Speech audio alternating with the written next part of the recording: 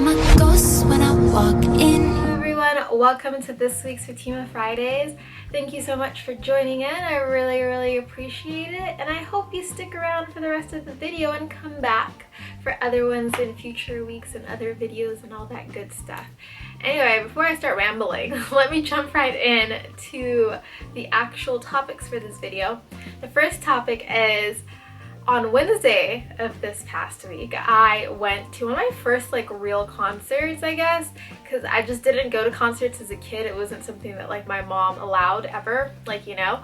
No concert honto. It was basically my response every time I tried to like ask her to go to a concert. So I know it's weird that this is my first real big concert, but everything before this that I've been to has either been like a classical concert for school, or I've been to a couple of Time Flies concerts, but they're a lot smaller. If you've ever been to any Time Flies concerts, you would know that, because they're a smaller band or musician group.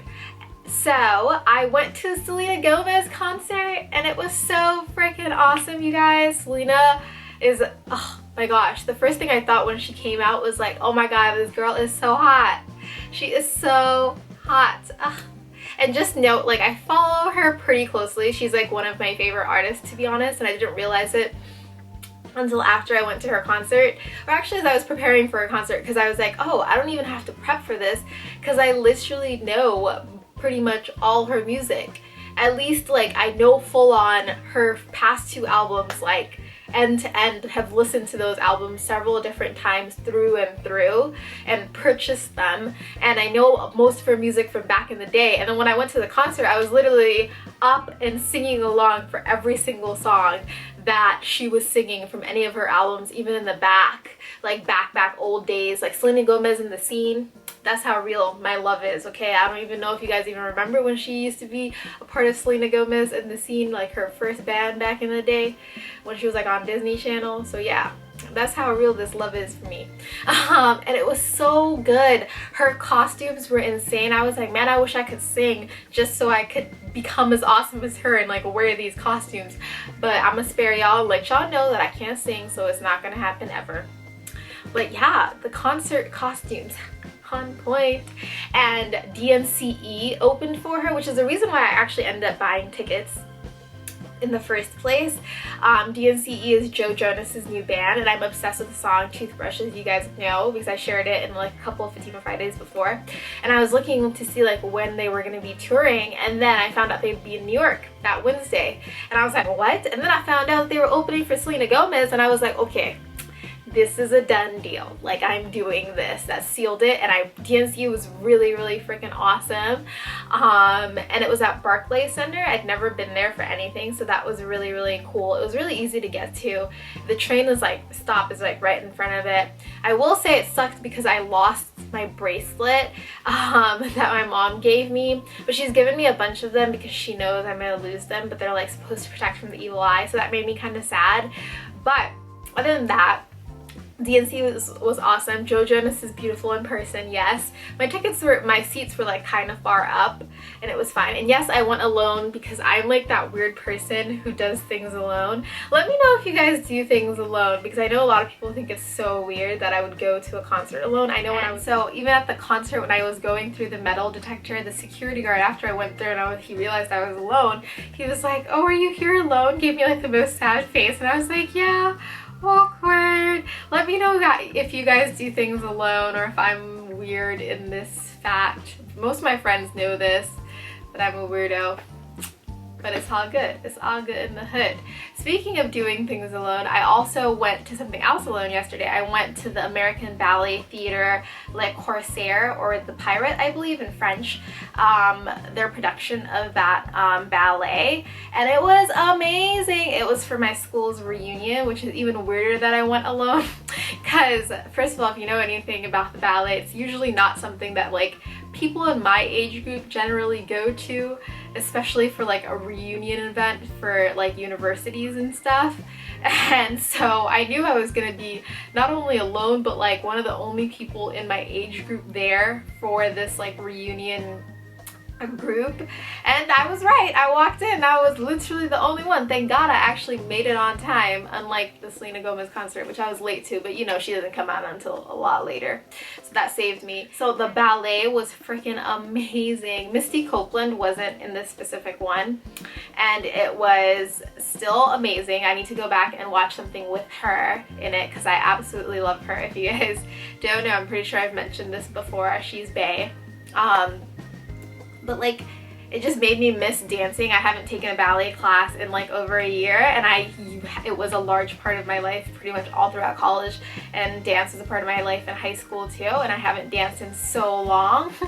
And I'm like, I'm itching to get back into a studio, so I'm thinking I'm gonna sign up for a class maybe in the next couple of weeks and go jump in. And I was just like practicing in my room today, and I was just realizing how much I've lost some of my balance and some of my ability to do things like PKs and stuff, and I'm like, ugh, like why did I ever stop?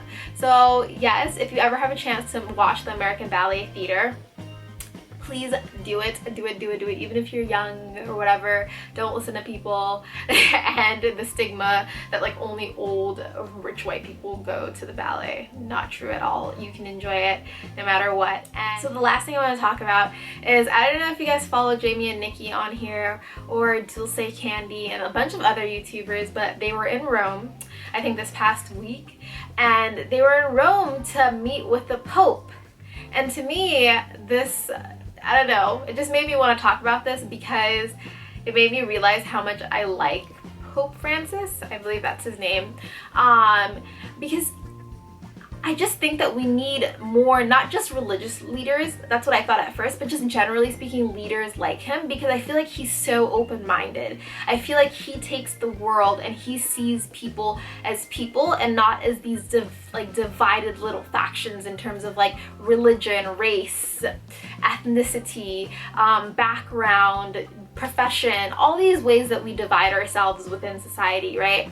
And I think he takes that and he kind of like breaks it down, even though he is a religious leader, right? And that's like his foremost job, but he reminds us that we are human and that we have a duty to like help each other to make this world kind of like a better place. And I like the fact that he did that with social media and took on something that's like, think about it, the Vatican, the Pope, that's like one of the oldest institutions we have in our society today. He has no reason necessarily to like take his role and bring that into something like YouTube and social media and anything like that, because at the end of the day, there are a bunch of people all around the world that are Catholic that are gonna support him and love him and think he does no wrong no matter what he does. But the fact that he chooses to do things like this and make himself a leader of the people and make himself so easily accessible, even for someone like me who isn't even Catholic, you know, to make people from all around the world that aren't necessarily even Catholic really like him. I think that's a special power, and I think it's similar to Obama's way in interacting with people and making them feel like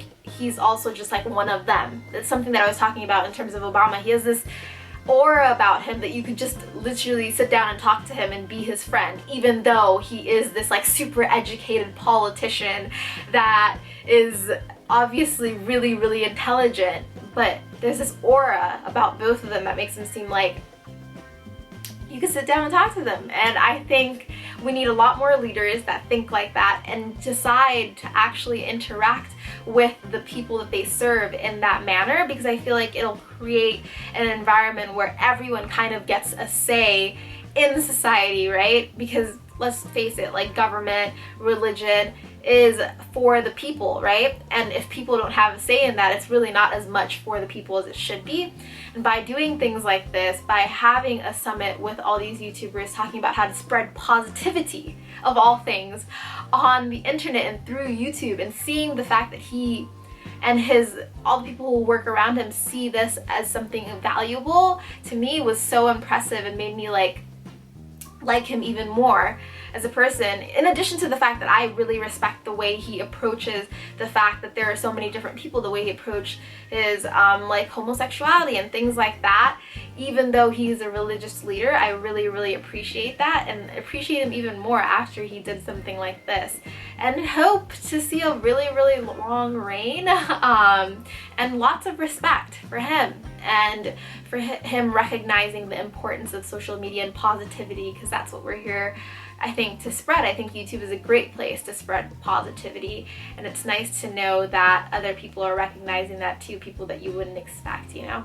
So the song for this week is going to be Selena Gomez, Sober. It's from her album, I think her latest album actually, and it's really interesting. I listened to it and I'm like, I wonder who she's talking about, so let me know what you think. So my quote for this week isn't necessarily even a quote, it's just kind of like a saying by Audrey Hepburn, and I think it's just fitting because of the whole positivity thing and that idea from the Pope and that whole summit with all the YouTubers, and it's talking about laughter, and I have to say I agree.